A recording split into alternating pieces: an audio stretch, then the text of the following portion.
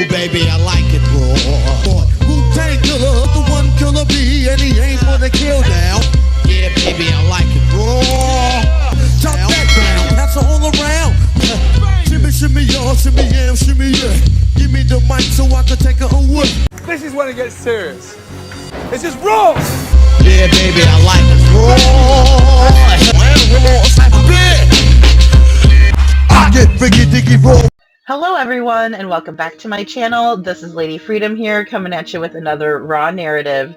The DA in Kyron Horman's case has decided to renew his commitment in solving Kyron's case. Let's watch.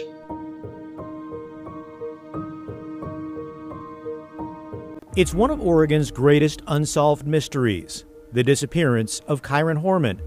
15 years after the little boy vanished from school, we look back at the investigation. Kyron, we're gonna bring you home, buddy. Share 15 years since 7-year-old Kyron Horman went missing from a Portland elementary school. It's a story that captivated people nationwide and still is without resolution. This is a case that has cast a long shadow over Oregon. For Kyron Horman's family, it's been a decade and a half of waiting, hoping for answers. Kyron Horman's mother, Desiree Young, has never given up the search for her son.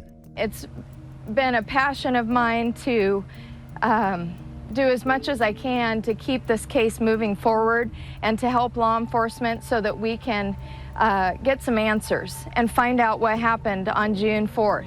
That was the day in 2010 when Kyron was reportedly last seen. His stepmother, Terry Horman, said she had dropped him off early at Skyline Elementary School for a science fair. But Kyron never arrived at class and was marked absent for the day. Everybody has held on to that story that came out initially, whether it's the first, second, or third version of Terry's timeline, or fourth or fifth.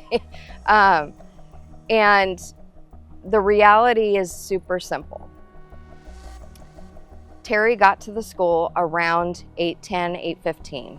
It was before any other parent was in the school. It was before Miss Porter was in her classroom or had her classroom unlocked.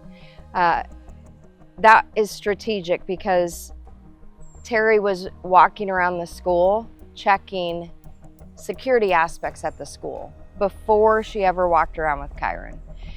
Terry also pulled Kyron out of the teacher chaperoned group.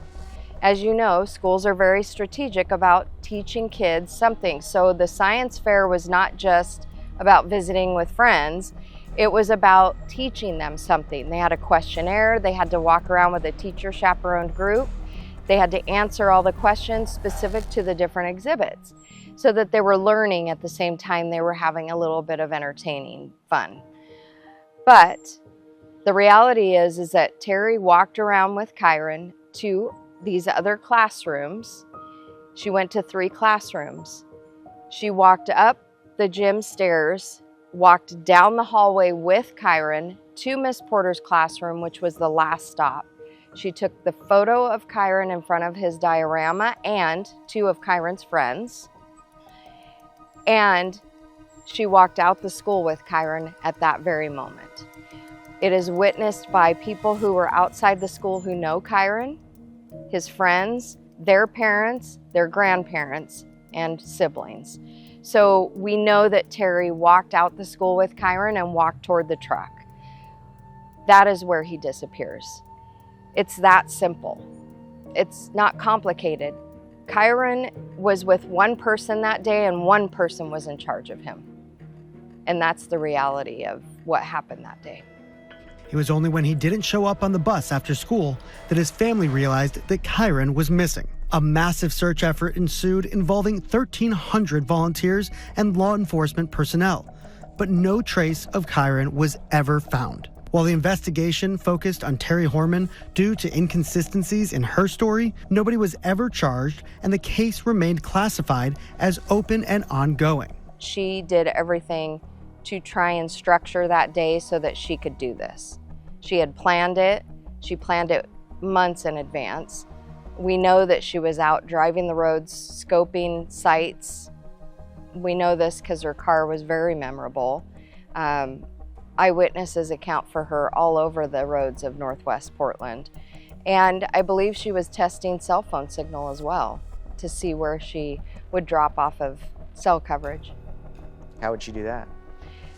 Just driving around, checking her phone, because we know that she was outside a cell signal, and when that phone pinged at 11 a.m., she came back into signal.